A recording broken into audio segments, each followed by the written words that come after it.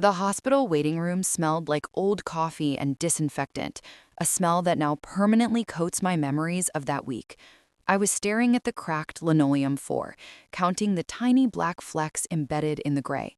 1, 2, 3. My sister, Clara, was behind the glass, her face pale, hooked up to a machine that beeped with a terrifying regularity. The doctor had just walked out, his face a mask of professional regret. "We've done all we can here, Mr. Hayes. The insurance has denied the claim for the experimental treatment. It's a six-figure cost, and without it, well, we're talking weeks, maybe a month." Weeks. A month. That was the sentence. Not a diagnosis, but a death sentence delivered with a clipboard and a shrug. I felt the world tilt. The fluorescent lights seemed to dim, and the beeping of Clara's monitor became the only sound in the universe. I looked at the doctor, a man who had dedicated his life to saving people, now reduced to a glorified accountant. "How much?" I asked, my voice a dry, rasping sound. $100,000. Upfront. The pharmaceutical company won't release the drug without the full payment. $100,000. It might as well have been $1 million. I was a mid-level software engineer at a major financial firm, living paycheck to paycheck, drowning in student loans. My savings account had 4 digits, and the first one was a 1. I had no family to turn to. Our parents were gone, and it had always just been me and Clara. She was my whole world, my anchor, the reason I got up every morning. I walked out of the hospital and into the cold, indifferent city night. The skyscrapers loomed, monuments to the wealth I didn't have. I walked for hours, the doctor's words echoing in my head. Weeks, maybe a month. I ended up at my office building. The security guard, old Mr. Peterson, waved me in without a second glance. I told him I'd forgotten my laptop charger. I went up to the 23rd floor, my floor. The office was silent, the only light coming from the server room and the blinking red lights on the security cameras. I sat down at my desk. I opened my work laptop. I was a coder. I built the systems that moved billions of dollars every day. I knew the architecture of the firm's financial backbone better than anyone. I knew where the cracks were. I knew where the blind spots were. I wasn't thinking about Clara yet. I was thinking about the system.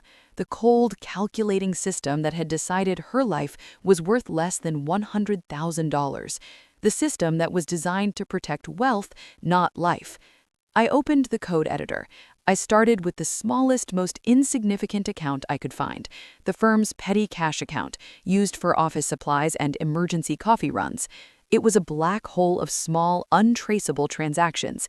I wrote a script, a tiny, elegant piece of code that would execute a series of microtransactions, each one less than $1, spread out over 1,000 different internal accounts, all funneling into a single, temporary holding account. The script was a ghost. It left no trace. It was designed to look like a series of random, failed API calls, the kind of noise that the automated auditing system filtered out every hour. I tested it with a single dollar. It worked. The dollar disappeared from the petty cash account and reappeared in my temporary account, completely untraced. I sat back, the adrenaline surging through me. It was too easy. The system I had helped build was now my weapon. I looked at the clock. 3 a.m. I had to be careful. I couldn't do it all at once. That would trigger an alert. I had to spread it out. I had to be patient. But I didn't have time. Weeks, maybe a month. I closed the laptop. I couldn't risk leaving a trace on the company network. I had to do this from home. I walked out, nodded to Mr. Peterson, and went home. For the next 3 days, I lived a double life. By day, I was the grieving brother, sitting by Clara's bedside, holding her hand, listening to the terrifying beeping of the machine. By night, I was a ghost in the machine, a digital thief, slowly siphoning off the money that would save her life. I used my personal laptop, connecting through a series of encrypted VPNs, bouncing the signal across 3 continents. I wrote a new script, a more complex one. It would execute the microtransactions in batches of $10,000, each batch spread out over 24 hours. It would take 10 days to get the full 100,000. 10 days I didn't have. I went back to the hospital. Clara was weaker. The doctor was back, his face even more grave. "We need to start the treatment now, Mr. Hayes. We can't wait. We need a deposit of $50,000 immediately. 50,000. I had only managed to siphon off 30,000. I was 20,000 short. I went home, my heart hammering against my ribs. I had to take a risk, a big one. I had to hit a bigger account. I opened the code editor. I looked at the firm's unclaimed dividends account. It was a massive pool of money, billions of dollars, waiting for shareholders who had forgotten to cash their checks. It was audited once a month. I had a week before the next audit. I wrote a new script. This one was a brute force attack on the system's logic. It would create a fake shareholder, a shell account, and transfer the remaining $70,000 in a single massive transaction. It was a huge risk. It would leave a trace, but it was the only way. I executed the script. The screen went black for a second, then came back online. The transaction was complete. $70,000, gone from the unclaimed dividends account, now sitting in my temporary account. I felt a wave of nausea wash over me. I had done it. I had the money, but I had also left a digital footprint the size of a crater. I had to move fast. I transferred the entire $100,000 to a secure offshore bank account I had set up years ago as a contingency plan. Then I wiped my temporary account clean, deleting the shell account and the fake shareholder. The money was gone. The trail was cold. I went back to the hospital. I walked up to the administrative desk, my hand shaking as I handed them the cashier's check. "This is the deposit," I said. $50,000. Start the treatment now. The administrator looked at the check, then at me, her eyes wide. "We'll start immediately, Mr. Hayes. Thank you." I walked back to Clara's room. The nurses were already preparing the IV. I held her hand, and for the first time in a week, I felt a flicker of hope. I had saved her, but I had also crossed a line. I was a criminal. The next day, the experimental treatment began. Clara was in pain, but she was fighting. I sat by her side, watching the drug drip into her veins, a constant reminder of the crime I had committed. I knew the audit was coming. I knew they would find the $70,000 missing from the unclaimed dividends account. I knew they would trace it back to me. I had to be ready. I went back to the office. I sat at my desk, pretending to work, but I was really watching the system. I saw the alerts pop up. The audit had begun. The system was screaming. I saw the internal security teams swarm the 23rd floor. They were looking for the source of the breach. They were looking for me. I closed my laptop. I stood up, I walked out of the office, nodded to Mr. Peterson, and went home. I didn't go back to the hospital. I couldn't risk being arrested there. I sat in my apartment, waiting for the knock on the door. It didn't come. Instead, my phone rang. It was my boss, Mr. Thompson. "Hayes," he said, his voice tight with panic. "Get down here now. We have a situation." "I'm sick, Mr. Thompson," I lied. "I can't come in. This is not a request, Hayes. This is a direct order. The FBI is here. They're looking for the source of the breach. They're looking for you." I hung up.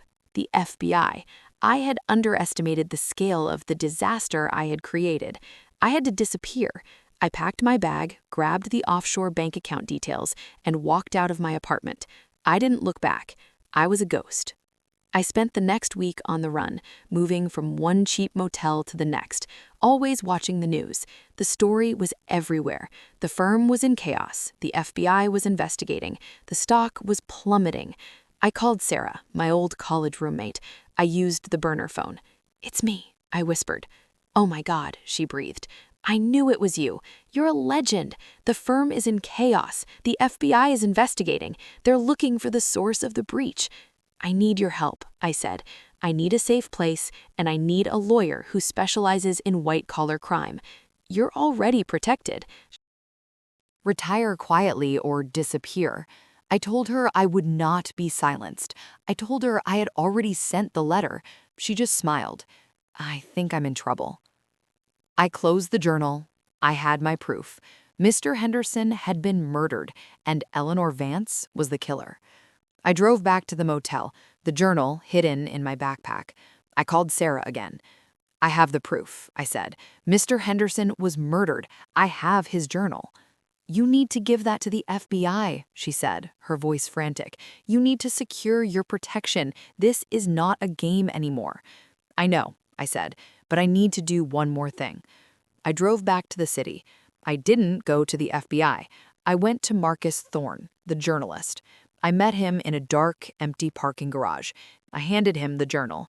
"This is the real story," I said. "The embezzlement was just the cover. The murder is the crime." He looked at the journal, his eyes wide. "This is huge," he whispered. "This is a Pulitzer."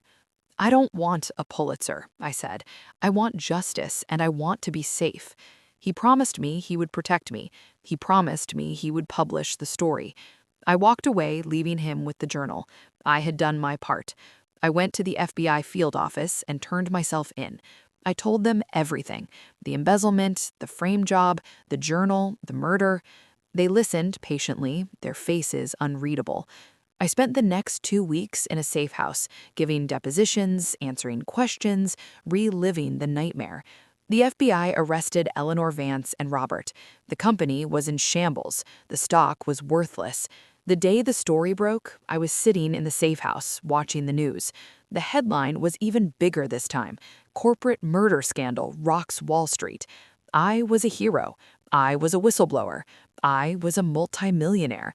I walked out of the safe house a free man. I had lost my job, my career, and my old life. But I had gained something more valuable: my integrity. I had taken down the entire rotten structure, and I had done it alone. I bought a small house in Willow Creek, the town where I had first found my courage. I started a new life, a quiet life. I was a ghost, but I was a happy ghost. I had won the war, and I had won the battle. I still get emails from Sarah telling me about the fallout. Robert is in prison. Eleanor Vance is facing a life sentence. The company is in bankruptcy. The world is a little bit cleaner because of what I did.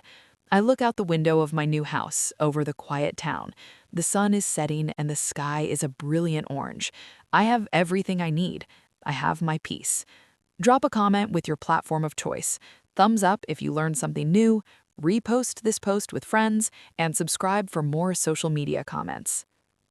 The silence after I hung up on Sarah was the loudest sound I had ever heard. I was standing in the middle of a dusty motel room, the air thick with the smell of pine cleaner and my own fear. I had just rejected the only lifeline I had, the only path to safety and a multi-million-dollar reward. Why? Because the system that offered the reward was the same system that had allowed the rot to fester in the first place. I couldn't trust it. Not yet. I looked at the journal in my hand, Mr. Henderson's final thoughts. It wasn't just a piece of evidence. It was a torch, and I was the only one left to carry it. The official story was a heart attack. The truth was a corporate execution. I had to expose the real crime, the one that went beyond the $1.8 million and into the realm of murder. I drove all night, the journal tucked securely in a hidden compartment of my old car. I was heading back to the city, not to turn myself in, but to find Marcus Thorne, the journalist. He was my only hope. He was the only one with the platform and the courage to publish a story that would bring down the entire structure. I found him in a dark, empty parking garage, just as I had planned. He was waiting, his face etched with a mixture of fear and excitement. I handed him the journal, and he read the final entry, his eyes wide with disbelief. "This is huge," he whispered. "This is a Pulitzer." "I don't want a Pulitzer," I said. "I want justice, and I want to be safe." He promised me he would protect me. He promised me he would publish the story. I walked away, leaving him with the journal. I had done my part. I went to the FBI field office and turned myself in. I told them everything: the embezzlement, the frame job, the journal, the murder. They listened patiently, their faces unreadable. I spent the next 2 weeks in a safe house, giving depositions, answering questions, reliving the nightmare. The FBI arrested Eleanor Vance and Robert. The company was in shambles. The stock was worthless. The day the story broke, I was sitting in the safe house, watching the news. The headline was even bigger this time: "Corporate Murder Scandal Rocks Wall Street." I was a hero. I was a whistleblower. I was a multimillionaire. I walked out of the safe house a free man. I had lost my job, my career, and my old life, but I had gained something more valuable: my integrity. I had taken down the entire rotten structure, and I had done it alone. I bought a small house in Willow Creek, the town where I had first found my courage. I started a new life, a quiet life. I was a ghost, but I was a happy ghost. I had won the war, and I had won the battle. I still get emails from Sarah telling me about the fallout. Robert is in prison. Eleanor Vance is facing a life sentence. The company is in bankruptcy. The world is a little bit cleaner because of what I did. I look out the window of my new house over the quiet town. The sun is setting and the sky is a brilliant orange. I have everything I need. I have my peace. Drop a comment with your platform of choice. Thumbs up if you learned something new, repost this post with friends, and subscribe for more social media comments.